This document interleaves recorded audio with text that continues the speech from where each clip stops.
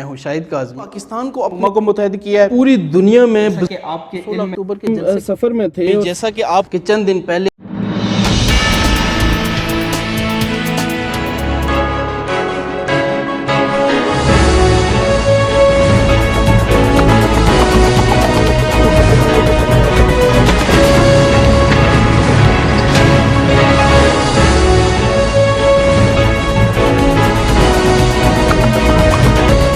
خطے کی صورتحال انتہائی تیزی سے تبدیلی کی طرف جا رہی ہے۔ کل کے دوستوں سے فاصلہ بڑھتا جا رہا ہے اور نئے اتحاد وجود میں آ رہے ہیں۔ ایسی صورتحال میں یقینی طور پر قدم کر رکھنا ہی کامیاب خارجہ پالیسی کی ضمانت ہے، اور اس وقت ہرگز دو رائے نہیں ہو سکتی کہ پاکستان خارجہ پالیسی کے محاذ پر انتہائی احتیاط اور کامیابی سے آگے بڑھ رہا ہے۔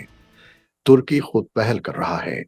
چین پہلے ہی پاکستان کے ساتھ واضح دوستی کا ثبوت دے چکا ہے۔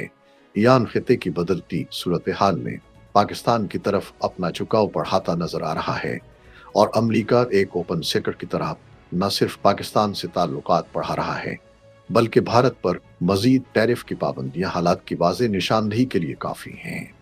جنوبی ایشیا میں سفارتی صف بندیاں ایک بار پھر تبدیلی کے عمل سے گزر رہی ہیں، اور یہ پاکستان بھارت کی فضائی مڈبھیڑ کے بعد سے زیادہ واضح طور پر سامنے آیا ہے۔ عالمی طاقتوں کی ترجیحات میں آنے والی تبدیلیوں نے نہ صرف پرانے اتحادوں کو کمزور کیا ہے بلکہ کئی نئے امکانات بھی پیدا کیے ہیں، اور یہ تمام نئے امکانات مستقبل کی پیش بندی کا واضح اشارہ ہے کہ عالمی صف بندیاں اور خاص طور پر جنوبی ایشیا کی صورتحال کس نہج پر جا رہی ہے۔ ان تمام بدلتے حالات میں پاکستان کی سفارتی حکمت عملی ایک نئے توازن کی جانب بڑھتی دکھائی دیتی ہے، اور اس کا کریڈٹ یقینی طور پر خارجہ پالیسی کے فیصلہ سازوں کو جاتا ہے کہ جنہوں نے نامسائے حالات میں بھی دانش مندی کا دامن نہیں چھوڑا۔ حالیہ مہینوں میں امریکا اور بھارت کے درمیان تجارتی کشیدگی، بھارت پر ٹیرف بڑھانے اور پاکستان پر کم ٹیرف، ایران کا پاکستان کی طرف جھکاؤ، ایرانی صدر کا 2 روزہ دورے پاکستان اور چین کے ساتھ جاری اسٹریٹجک شراکت داری نے پاکستان کے لیے خطے میں نئی پوزیشننگ کا دروازہ کھولا ہے۔ اس کا اندازہ آپ اس بات سے لگا لیجئے کہ دنیا کی چوتھی بڑی معیشت یعنی بھارت کو امریکہ ناکوچنے چپوا رہا ہے، اور پہلی 20 بڑی معاشی طاقتوں میں نہ ہونے والے پاکستان کو خصوصی اسٹیٹس دیا جا رہا ہے، اور برملا اس کا اظہار پاکستانی سیاسی و عسکری قیادت کی صلاحیتوں کا اعتراف کرنے کی صورت میں کیا جا رہا ہے۔ یہ ایک وقتی بات نہیں ہے، اس کے پیچھے یقینی طور پر ایسے عوامل کار فرما ہیں جن کا ادراک یقینی طور پر امریکہ کو ہو چکا ہے۔ ایک بات یاد رکھیے کہ عالمی طاقتیں کبھی بھی مختصر المدتی پالیسیز کی طرف نہیں جاتی۔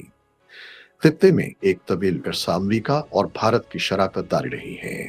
امریکی اور یورپی کمپنیاں بھارت میں سرمایہ کاری کرتی رہی ہیں، لیکن طاقت کے عملی مظاہرے میں پاکستان نے بھارت کو نہ صرف چاروں شانے چت کر دیا بلکہ عالمی برادری میں اپنی دھاک بھی بٹھا دی۔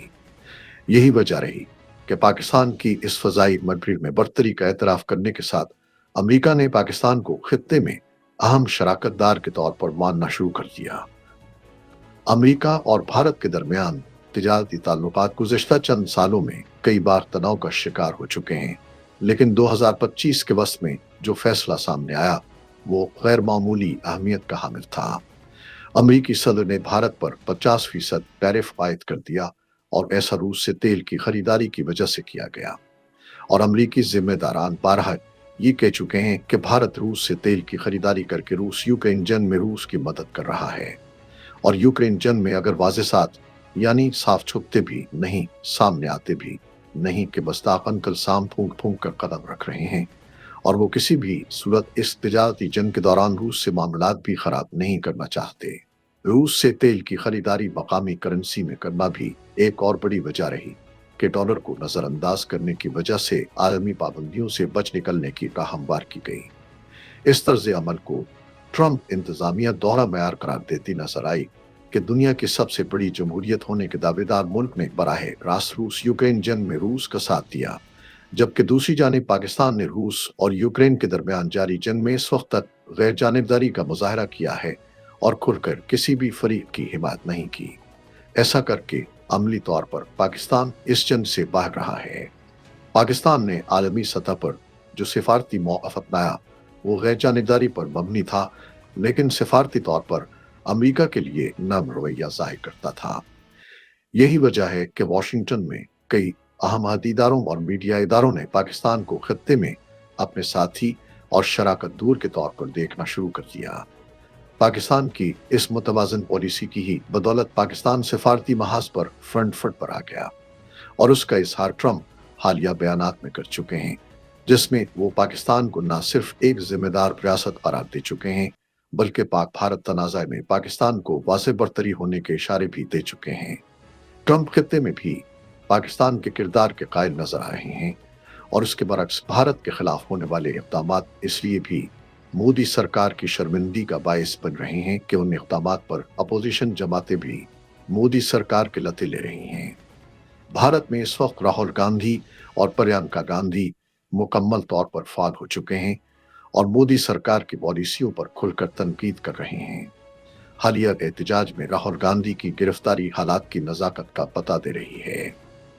खित्ते में एक और अहम फरीक ईरान है, जो हालिया महीनों में पाकिस्तान के साथ ताल्लुकात को नए सिरे से बहाल करता दिखाई दे रहा है। यानी सदर मसूद पज़ेश्कियान के हालिया दौरे पाकिस्तान के दौरान एक खुशगवार तब्दीली देखने में आई। चाबहार बंदरगाह की इन्वेस्टमेंट लगता ऐसा ही है कि ईरान की हालिया जंग के बाद से डूबती जा रही है। ईरान और इसराइल के दरमियान हालिया महीनों में शदीद कशीदगी रही। ईरान के अंदर ईरानी अस्करी क़यादत के निशाना बनने में जिस तरह भारत का नाम गर्दिश में रहा है, उसने ईरान को बहुत कुछ सोचने पर मजबूर कर दिया है। शायद इसीलिए ईरानी हुकूमत ने हालात कुछ बेहतर होते ही फौरी तौर पर पाकिस्तान के दौरे को तरजीह दी।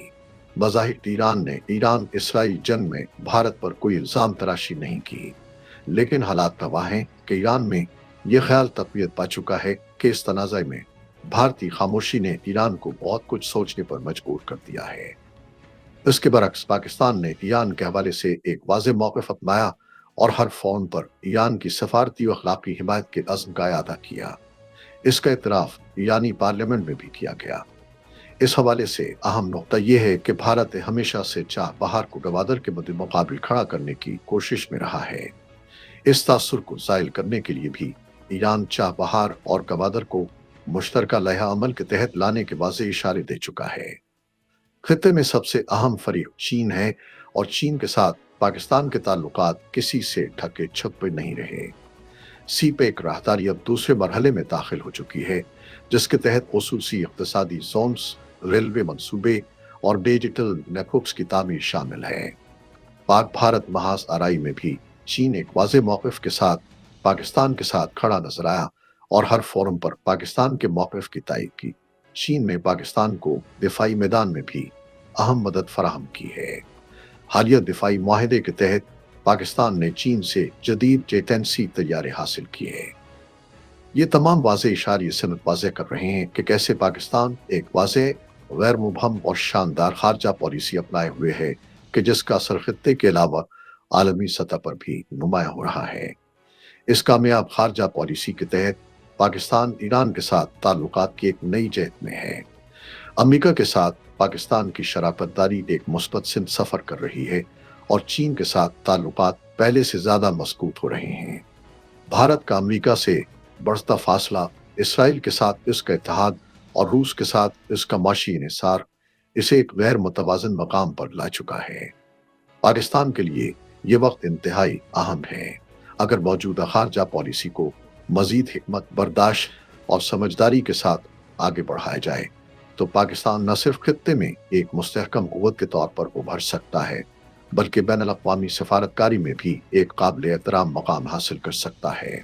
ज़रूरत सिर्फ इस अमर की है कि हम मुस्तकिल मिजाजी और कौमी मफाद को पहली तरजीह बनाएं और जज्बात या वक्ती मफादात से बालातर होकर अपनी सिमत का तयन करें।